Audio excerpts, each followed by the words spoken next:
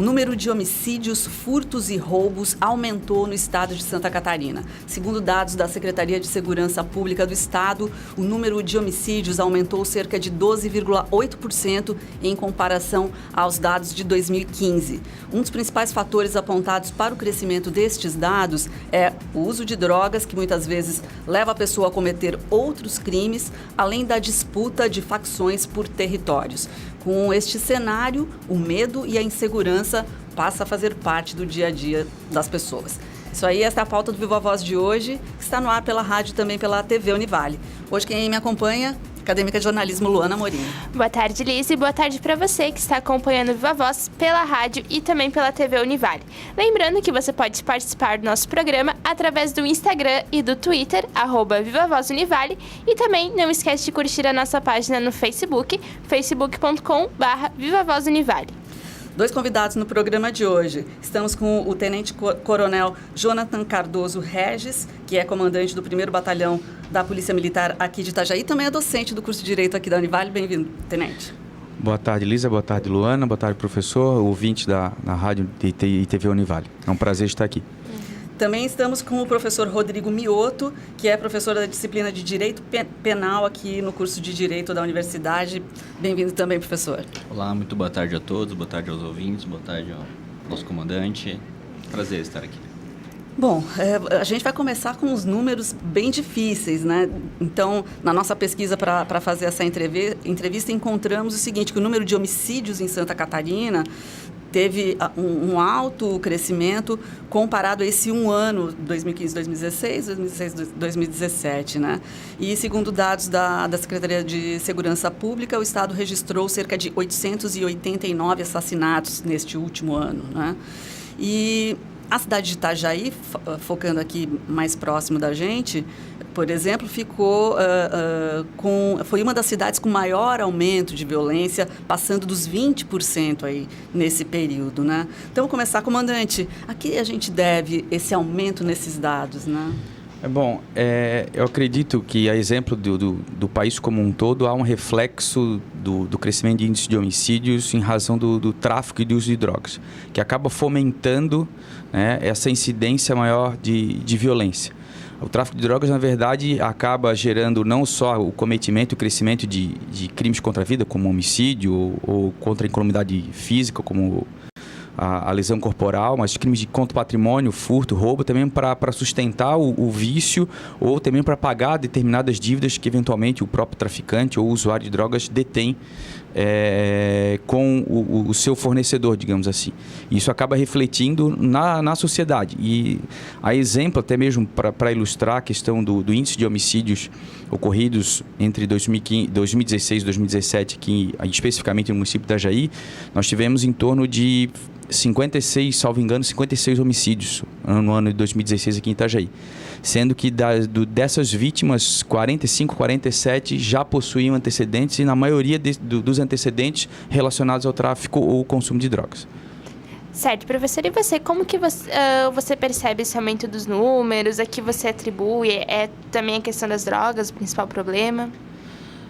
Como o comandante já falou, as drogas são um fator bastante importante nesse aumento. Nós temos um outro dado, que é o dado sobre apreensão de drogas, né? Ocorrências envolvendo as drogas em Santa Catarina no ano passado, que foi recorde. Mais de 7 mil abordagens, apreensões, maioria esmagadora feitas pela Polícia Militar. Nós percebemos, então, que, na verdade, a Polícia Militar fundamentalmente faz o trabalho que pode fazer e do que diz respeito ao policiamento preventivo e ostensivo é feito o que é possível fazer. Há um problema, em certa medida, de investigação e punição desses crimes. Nós sabemos que a Polícia Civil não está muito longe de ter a condição ideal de funcionamento que deveria ter. E é um problema que, para nós da academia, a gente discute muito academicamente algumas questões mais enraizadas, que é o seguinte: o fato de que nós não nos perguntamos muitas vezes quais são as causas desse aumento de criminalidade, né? Será que nós estamos, por exemplo, cuidando das crianças e dos adolescentes em situação de vulnerabilidade nas comunidades?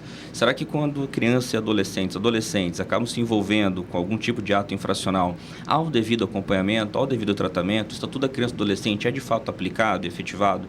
Nós trabalhamos de forma preventiva lá embaixo para que esses índices depois acabem não aumentando? Acho que essa é uma reflexão que nós devemos fazer. Em termos de repressão, é quase feito o que é possível fazer. O que nós precisamos tentar fazer é trabalhar as causas e tentar reduzir esses índices. Tá certo. Agora, comandante, como a Polícia Militar está trabalhando em Itajaí para lidar com essa cena que realmente está preocupante? Até pegando um gancho, professor Rodrigo, Itajaí foi responsável no ano 2016 pela apreensão de 1/3 de droga em todo o estado de Santa Catarina. Só para título de ilustração, em 2016, de 2016 até maio desse ano, foram apreendidos pouco mais de 410 quilos de cocaína aqui no município, pouco mais de 1,5 toneladas de maconha, 15 quilos de crack. E aí as drogas sintéticas, né, LSD, êxtase e outras drogas, né, ultrapassa da casa também de 10 mil em quantidade dessas drogas sintéticas. Corroboro com o que o professor Rodrigo fez menção. Há uma fragilidade muito grande por parte do Estado, acredito em fomentar políticas públicas mais efetivas, né, para que a gente possa minimizar o ingresso ou o recrutamento, por assim dizer, seja dos menores de idade, de crianças e adolescentes envolvidos com o tráfico de drogas ou até mesmo com o uso de entorpecentes. Ações preventivas, e a Polícia Militar tem um programa que trabalha especificamente o aspecto preventivo, que é o PROERD. E ações reativas, na verdade, ações reativas são feitas diariamente. Todos os dias a Polícia Militar, não só de Itajaí, mas do estado de Santa Catarina como um todo, apreendem drogas e apreendem pessoas envolvidas com comércio de entorpecentes. E há, em razão disso, também uma fragilidade legislativa, pelo menos no meu ponto de vista, na responsabilização por essas pessoas, seja em relação ao maior de idade, seja em relação ao menor infrator. Certo, comandante, como que tu vê hoje, então, essa questão da violência aqui na cidade de Itajaí? Você acha que os índices ainda estão muito altos? Como é que tu vê na tua visão? Nós temos hoje mecanismos e instrumentos eletrônicos que a gente consegue monitorar a incidência de ocorrência, seja por hora, por bairro, por dia de semana. Então, com base nessas informações que a gente recebe, a gente consegue monitorar isso full time, 24 horas por dia, 7 dias na semana. A gente consegue ter uma visão macro do que está acontecendo na cidade. Em razão dessa visão e com base nesses dados, a gente consegue dar uma resposta mais rápida para a sociedade, para a comunidade, com a intensificação de policiamentos, planejamentos mais específicos em determinadas regiões do município. Agora, puxando aí a fala do professor Rodrigo e também já conversando um pouquinho antes da gente entrar na entrevista com o comandante, que tem a sua tese de doutorado focando a questão dos direitos humanos e a questão da fiscalização e punição, né, que às vezes é o nosso problema, especialmente a punição, a falta, né, de uma punição mais efetiva. Temos alguns dados também interessantes para a gente discutir aqui, né? A questão do jovem cada vez mais cedo entrando nesse universo das drogas e da criminalidade, né? Então, um dado que nós levantamos aqui fornecido pelo Instituto de Pesquisa Econômica Aplicada, em 2013 ainda, 23 mil jovens cumpriam algum tipo de pena no país, né? Dá para a gente ter um perfil desse jovem, professor? Quem é que acaba sendo realmente punido por estar com algum envolvimento em crimes de todo tipo, menor de idade, né? O perfil desse jovem é o perfil do jovem do próprio sistema prisional. Fundamentalmente negro, preto ou pardo, advindo de uma comunidade mais vulnerável, com baixo grau de escolaridade. A evasão escolar, nesse sentido, falava da questão preventiva, nós temos que trabalhar isso. Não é normal que nós tenhamos, às vezes, índices até mais significativos de evasão escolar do que alguns de criminalidade e que nós achemos isso normal. Não é normal que crianças e jovens abandonem a escola. Eles estão abandonando a escola para quê? Da escola vão para onde? E é preciso fazer esse trabalho. Desses 23 mil jovens, quase a totalidade vem de uma situação de vulnerabilidade. E o que nós podemos fazer com relação a isso de forma repressiva? Muito pouco. Nós vamos tirando de circulação, a polícia vai apreendendo e o sistema criminoso vai recolocando, porque nós temos mão de obra disponível para que voltem o tráfico e o crime volte a cooptar esses adolescentes. E mais ou menos, qual seria a idade média, assim, que o jovem começa a entrar no mundo do crime? Tem alguma idade específica? Eu não tenho dado, talvez o comandante possa falar melhor, mas eu tenho alguns contatos com alunos e policiais militares, policiais civis, e alguns relatam um certo espanto com um início, muitas vezes, muito precoce, de 10, 11, 12 anos de idade. Tem esse dado, comandante? Não, também na cidade? eu acho que é uma cifra negra, a gente não tem como precisar efetivamente, né? Como tem um universo muito grande dessa população de menor de idade, passível de recrutamento, por assim dizer, né? Se tem um adolescente que foi apreendido, tem outros ali esperando a oportunidade, por assim dizer, de ser recrutado pelo tráfico de drogas. Né? Então, é extremamente difícil a gente precisar a idade. Né? Nos preocupa e nos assusta, como o professor Rodrigo mencionou. Alguns casos a gente acaba se deparando com crianças, na verdade, envolvidas. Né? Mas eu vejo, pelo menos no quase 25 anos de polícia, a gente vê uma idade média, digamos assim, pelo menos nas apreensões, em torno de 14, 16, 17 anos. Uma incidência maior. Né? Agora, a gente ainda discutindo a questão das crianças e adolescentes envolvidas na criminalidade, né? É lógico que esses dados alarmantes, não só na região, mas em todo o país, acabam trazendo de novo a discussão, o debate sobre a redução da maioridade penal, né? Como é que vocês veem essa questão? Seria uma saída? Qual a sua posição, comandante? Bom, eu inclusive sustentei isso na minha tese de doutorado. Da impossibilidade da redução da maioridade penal por uma infinidade de fatores, mas dentre esses a gente pode destacar alguns. A falência do sistema prisional, que acredito que não seja novidade para ninguém, e da mesma forma da falência do sistema prisional, o sistema socioeducativo é tão falho quanto, e isso a gente conseguiu demonstrar na tese através de dados estatísticos, de informações extraídas dos sites oficiais aí do governo federal e estadual. A omissão no que se refere, como a gente já havia feito menção, de políticas públicas efetivas, a questão do controle da evasão escolar, qual o destino, o que esse menor de idade que sai do ambiente escolar, qual o destino dele, o que ele está fazendo? Saiu da escola para auxiliar, né, no orçamento familiar, ou especificamente voltado para práticas de atos infracionais. Somado a isso, a gente observa também que a legislação estrangeira, até mesmo países próximos aos nossos, como Argentina, Chile, e países europeus como Espanha, Portugal, França, enfim, a maioridade penal não é diversa da brasileira, que é aos 18 anos de idade. E há uma responsabilização penal juvenil nesses países, assim como existe na nossa, como faz previsão no Estatuto da Criança e do Adolescente. O que falta, na verdade, são mecanismos de efetivação, né, e principalmente do processo de ressocialização, assim como prevê a Lei de Execução Penal. O Estatuto da Criança e do Adolescente estabelece, né, dentre as finalidades das medidas socioeducativas, esse processo de reinserção social do jovem infrator. E isso a gente não consegue observar. Ok. Né? Professor, quer dar sua opinião sobre isso?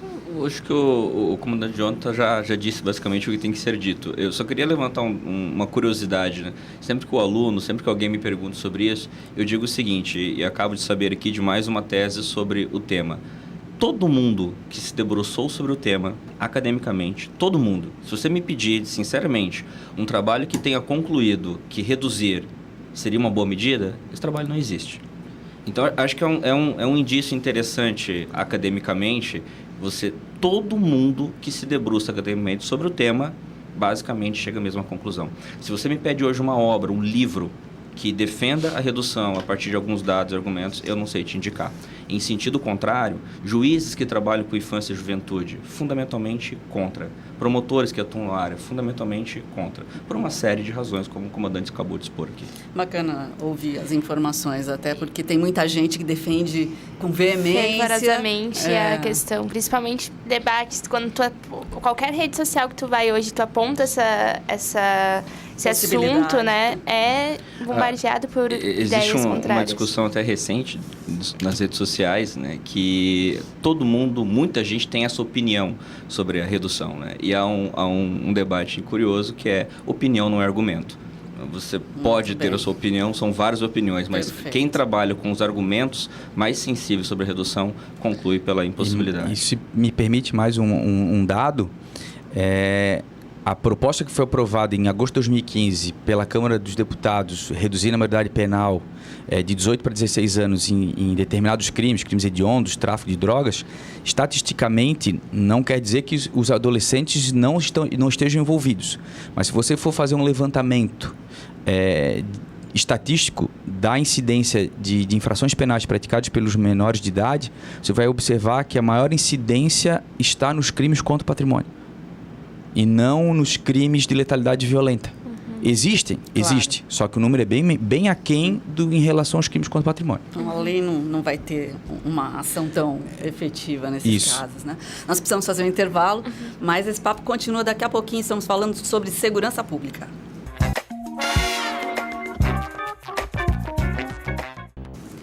Isso aí, já estamos de volta, Viva Voz hoje falando sobre segurança pública. Estamos com o Tenente-Coronel Jonathan Cardoso Regis, que é comandante do 1º Batalhão da Polícia Militar aqui de Itajaí, e também com o professor Rodrigo Mioto, do curso de Direito da Universidade.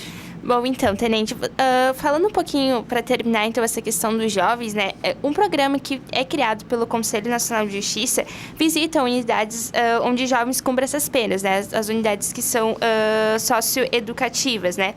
Porém, nesses relatórios que eles fazem, muitos relatam que nesses lugares é comum os adolescentes sofrerem maus tratos, questão de violência e outras coisas, né? Você acredita que esse desleixo pode ser um motivo para que, quando o adolescente ele volte para o mundo do crime após o término da medida socioeducativa? Esses dados eu também trabalhei na tese, coincidentemente ou não. Eu também acabei fazendo um paralelo da realidade do sistema prisional com a realidade do sistema socioeducativo, como o próprio CNJ trouxe. Então, como eu já havia feito menção, a realidade do sistema socioeducativo não diverge do sistema prisional brasileiro, né? Então, de que maneira a gente consegue buscar um processo de ressocialização, de reinserção do preso maior de idade ou do menor infrator ao seio da sociedade, ao convívio em sociedade, se não existem mecanismos mínimos necessários e eficazes para despertar esse senso de responsabilidade e de consciência, né? Claro que, quando a gente fala de sistema prisional e sistema socioeducativo, nós estamos falando de situação reativa. O fato já aconteceu. Então, que se bate muito na questão de sistema prisional, construção de complexos penitenciários, etc., mas se deixa de lado, se esquece efetivamente aquela previsão constitucional de ações preventivas, de garantia de direitos sociais, de direitos fundamentais, que geralmente são deixados de lado. E bom, professor, a gente estava conversando então agora no intervalo, né? E você falou sobre a questão dos presos hoje, o grande número de presos hoje que a gente tem no nosso sistema penitenciário, né? Como que estão esses números hoje? Quais são os principais crimes que levam as pessoas a serem presas? Tem um dado, como a discussão, o tema hoje é segurança pública e drogas, tem um dado que é um dado bastante emblemático e impressionante. Dado do início deste ano, publicizado no início deste ano, em janeiro, que mostra o seguinte: nós temos aproximadamente 650 mil presos, é a 4ª maior população carcerária do mundo. Há uma ideia de que o Brasil não prende, proporcionalmente o Brasil prende bastante, e tem um dado que é o dado assustador. Me parece um dado alarmante. 32,6% dos presos estão presos por tráfico de drogas. Ou seja, 1/3 dessa população, mais de 215 mil pessoas no país presas por tráfico de drogas. E com um detalhe muito curioso, 5 estados da federação não têm esses dados. E aí vejam um pouco do descaso. Sequer os estados conseguem fornecer nacionalmente quais são as pessoas que estão presas por quais crimes em suas unidades prisionais. O Rio de Janeiro não dá esses dados, a Bahia não dá esses dados, Alagoas não dá esses dados, Pernambuco e Piauí. Ou seja, a depender do percentual de presos nessas unidades, esse número pode ser ainda maior. Podemos ter mais de 1/3 da população prisional apenas por tráfico de drogas. E só mais 2 detalhes. Qual estado que lidera o ranking? O Paraná, com 59% dos presos. Mais da metade dos presos são presos por tráfico de drogas. E o segundo estado é Santa Catarina. 42% dos presos que aqui estão são presos por tráfico de drogas. E esses números, na sua opinião, poderiam mudar até pela questão do Rio de Janeiro ter tanto esse problema com o tráfico de drogas e outras questões, né?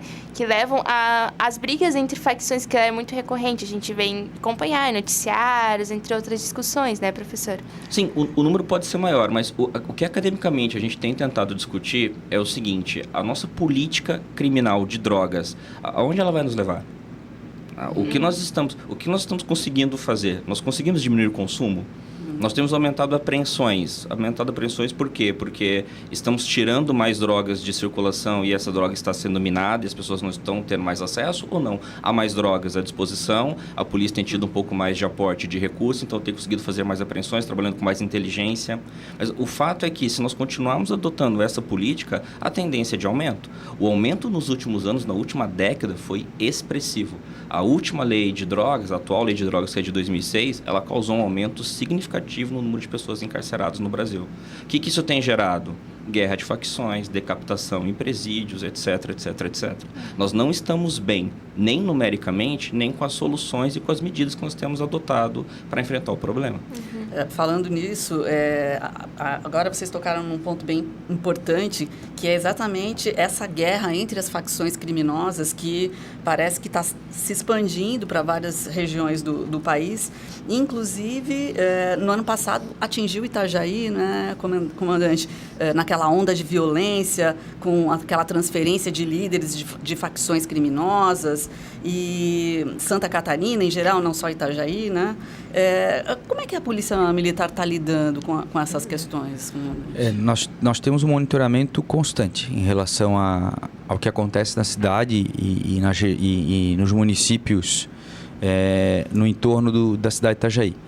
Então, a gente consegue, muitas vezes, prever algumas ações, as ações mais gravosas, digamos assim, que eventualmente possa vir a acontecer. A gente sempre tem um planejamento prévio e um monitoramento constante em relação ao que pode acontecer. Nesse momento, o que mais preocupa a Polícia Militar? Dar continuidade à segurança da comunidade, da sociedade catarinense como um todo. A gente, 24 horas, que nós somos a única, ou uma das únicas instituições que está presente em todos os municípios do estado, né? E com viaturas e policiais 24 horas por dia prestando um auxílio, né, a quem necessite. Então, na verdade, a gente procura, da melhor maneira possível, prestar um serviço de excelência. Claro que todos nós somos humanos e passíveis a falhas, né? Há uma dificuldade, principalmente em alguns municípios, em razão de extensão territorial relacionada ao número de policiais que estão sendo empregados naquela cidade. Mas, sem sombra de dúvida, a gente procura exercer e prestar um serviço de segurança pública da melhor maneira possível. Certo. E, bom, segundo informações da Secretaria de Segurança Pública de Santa Catarina, o número de furtos e roubos no primeiro trimestre deste ano teve um crescimento nos últimos 7 anos, né, dentro do estado. Em comparação ao de 2010, né, que foi quando teve também essa onda, esse crescimento, o crescimento de furtos entre janeiro e fevereiro cresceu 17%. E foram registrados já cerca de 36.451 casos no estado.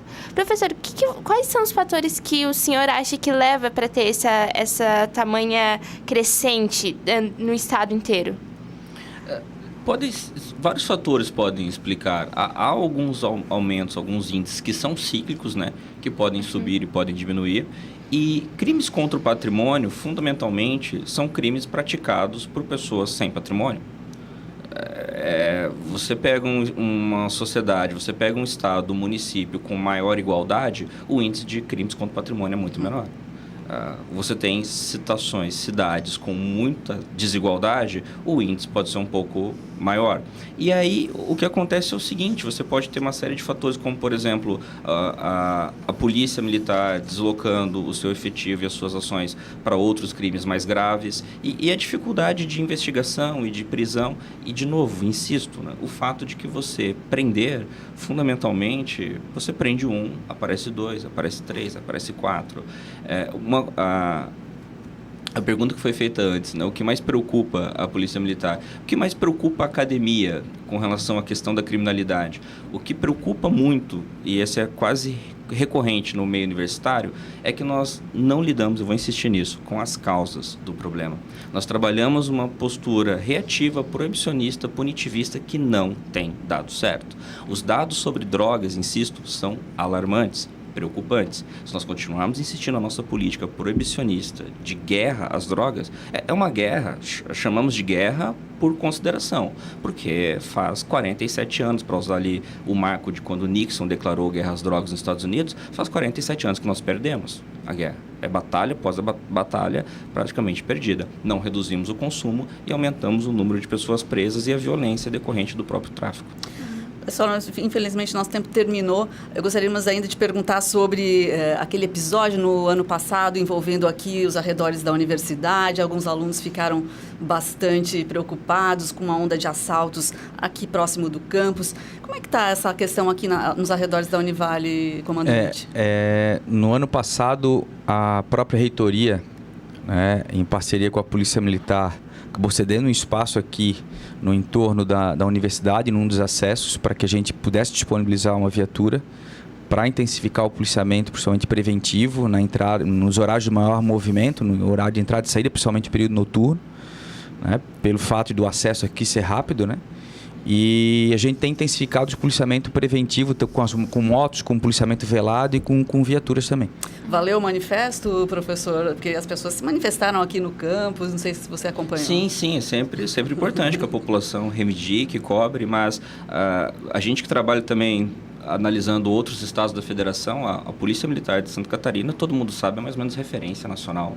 Então, é feito o que é possível. Mas o professor Alceu, que é o meu coordenador e também especialista em segurança pública, ou especialista em segurança pública, ele costuma dizer qual é o policial ideal, o número de policiais ideal. É um para cada cidadão.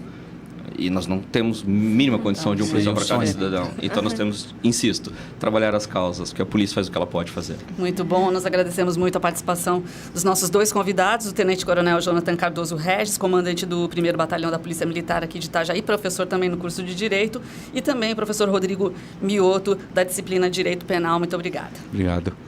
E obrigada novamente para os professores e obrigada também a você que esteve nos acompanhando até agora no Viva Voz, pela rádio, pela TV Univale, e a gente se vê então no próximo programa. Até lá. Tchau.